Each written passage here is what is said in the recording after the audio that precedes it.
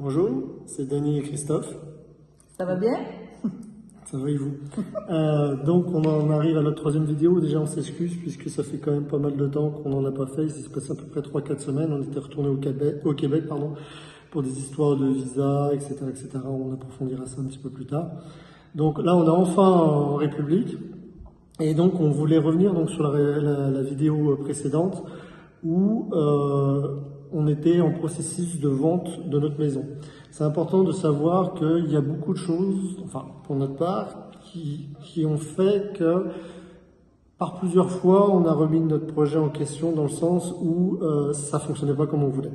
On était dans une période où les maisons se vendaient très bien au Canada. Et on arrivait juste en haut de la courbe au moment où on a mis en vente. Après quoi, ça a complètement descendu. Il n'y avait plus d'acheteurs, donc ce qui fait que notre projet initial a été retardé de presque 1 an. Donc au final, on a vendu notre maison 1 an après. Ça a remis en question beaucoup de choses. Pour pallier à ça, on a décidé de partir en République dominicaine par 2 fois pendant la vente de la maison. La première, c'était au mois de mai, je crois, c'est ça ? Au mois de mai 2023. 23, donc juste une semaine parce que moi j'étais jamais allé en République dominicaine et je voulais découvrir. Et la seconde après c'était 3 mois. Donc on va venir dans un premier temps, la première fois où on est allé là-bas et des choses auxquelles il faut tenir compte, ou plutôt ne pas tenir compte du tout, c'est les avis d'amis qui ont des références et des idées plutôt préconçues, des préjugés négatifs, et également de se renseigner par rapport à des documents, en l'occurrence du gouvernement. Moi, je vais revenir un petit peu sur notre périple, la première fois qu'on a traversé la République dominicaine pour se rendre donc à Las Terrenas. Avec toutes les peurs qu'on s'était mis en tête, on s'est quand même fait des films, mais carrément des films. Ouais. Dans le sens où il y a eu l'histoire de la police, bon, pour faire rapidement, bon, on parle pas la langue, mais ils commencent à entourer la voiture, ils étaient 3-4, ils nous menaçaient plus ou moins si on payait pas l'amende tout de suite, qu'il fallait chercher à Saint-Domingue, enfin quelque chose qu'on ne comprenait pas du tout.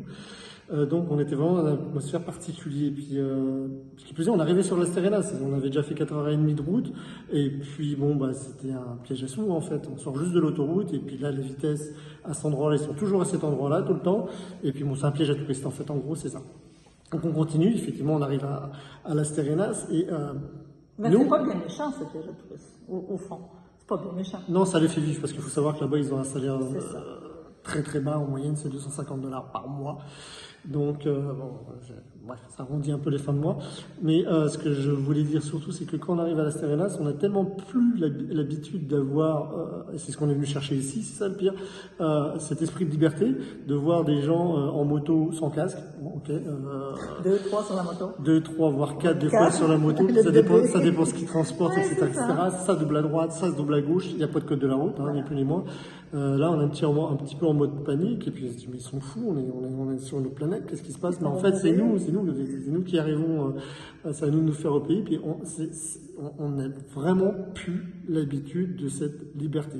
Elle peut coûter, elle peut être excessive, parce que s'ils ont un accident, effectivement, ils ne sont pas protégés, mais à côté de ça, c'est leur mode de vie, et puis on ne peut pas critiquer, et je rappelle qu'on était venus là pour ça.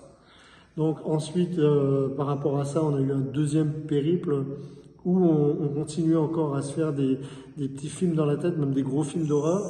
On est allé à ce qu'on appelle El Limon. Ce sont des cascades, des grandes cascades qui font 30 mètres de haut, des cascades d'eau douce. Et on voulait impérativement y aller là-bas de par nous-mêmes. Sauf qu'il n'y a pas d'entrée. Il n'y a pas d'entrée. Vous avez des routes à droite, à gauche. Il n'y a pas d'entrée. Vous rentrez dans des petites ruelles. Après quoi, vous vous garez, si vous arrivez à trouver ces ruelles. Et après quoi, on vous emmène à cheval pendant à peu près un quart d'heure de cheval pour aller, ou un peu plus, pour aller visiter ces cascades-là. Nous, on était sur la route. On se faisait arrêter par des Dominicains, dont c'est le métier, où ils sont recruteurs. Et puis en fait, vous emmènent à un endroit et puis ils sont payés. Nous, on ne savait pas ça. Donc à un moment, on fait une montée, une descente, une montée, une descente. Ouais, à un moment, on s'arrête à un Dominicain. Il dit, elle est mode, il va nous montrer où est-ce que c'est. Ok, on y va. Et puis moi, je démarre. Donc il démarre à 3 motos devant nous. Puis je regarde dans le rétro, il y avait 2 autres motos derrière. Je dis à Dany, il nous emmène où là? On va où? Le film. Hein. Donc on descend un petit peu, puis je freine, ils freinent, j'accélère, ils accélèrent. Vraiment, on était vraiment dans un film. Et d'un seul coup, ils nous font tourner à droite dans une toute petite ruelle, une descente.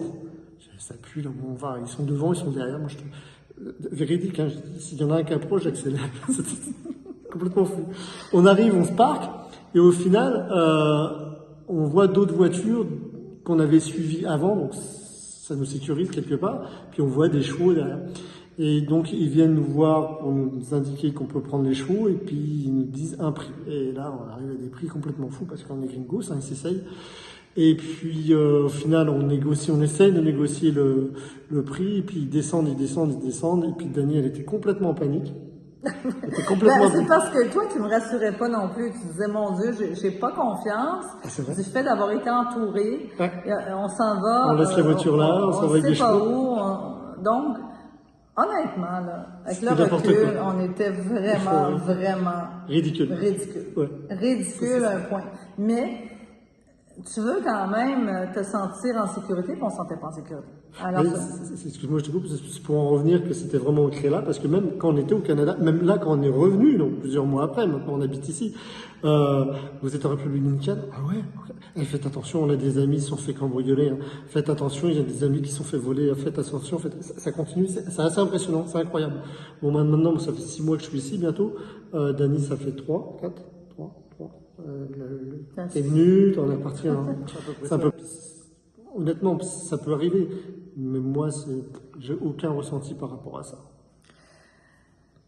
Cette expérience-là a été quand même une expérience qui aurait pu mettre fin à la situation, et on a outrepassé ça. Par notre désir de partir à l'aventure, notre désir de liberté, et aussi de se dire on doit faire confiance au processus. Dans tous nos changements, on est confronté à des peurs de toutes sortes, puis on dirait qu'on s'attire des situations pour confirmer nos peurs. Alors, c'est ce qui s'est passé durant ce mois de mai 2023, et on a quand même poursuivi. Et c'est suite à ça qu'au mois de juin, juillet, on a eu l'offre d'achat de maison, on a vendu la maison en septembre, et on est parti seulement en janvier 2024 pour 3 mois avec notre fils.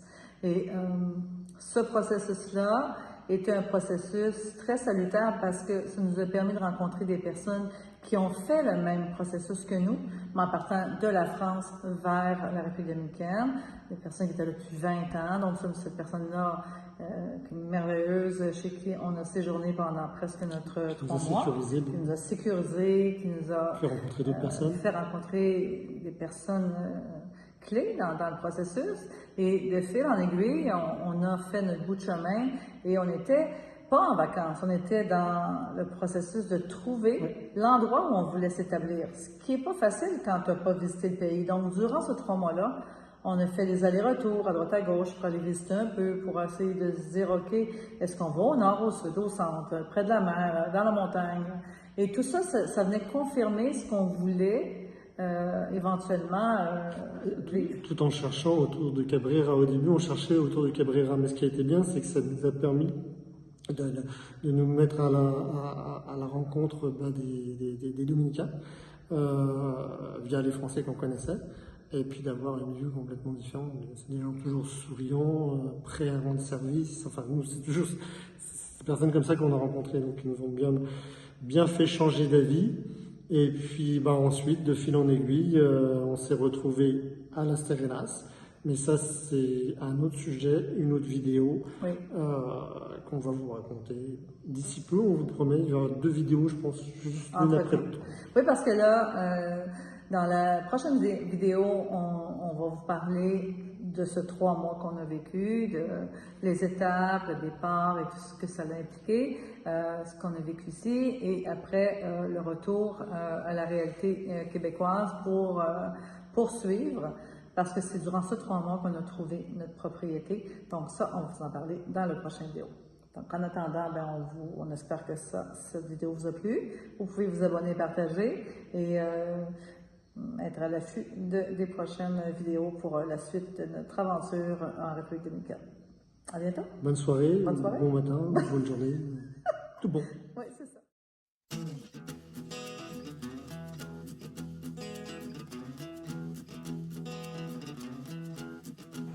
Et on touche enfin le sol dominicain. On est arrivé. Et c'est super. On vous reparle tantôt.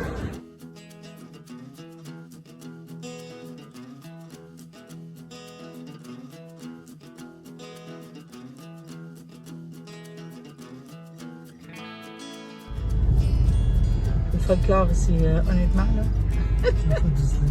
Oui, comme la fête du slip, c'est le cas de dire.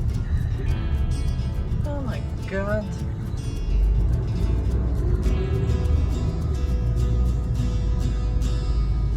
Faut le voir pour le voir.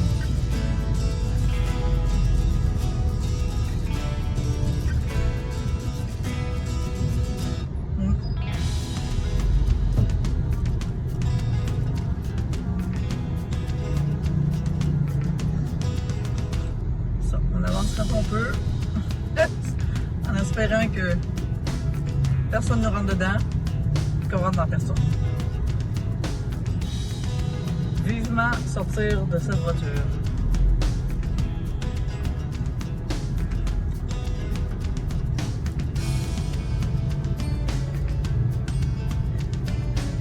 Ça sort de partout ici. Tac, tac. Oh, oh. Oh! Voyez, voyez.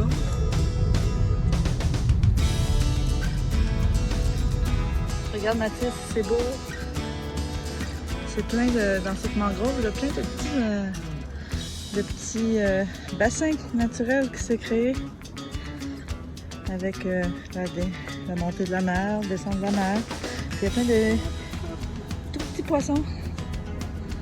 Ouais. Toutes sortes de végétation. Regarde. C'est beau, hein? Regarde ça, c'est magnifique.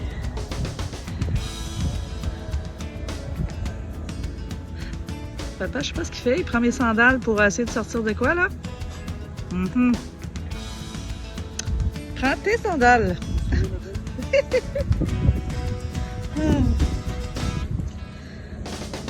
Voilà. Je vais te montrer ça, mon chéri.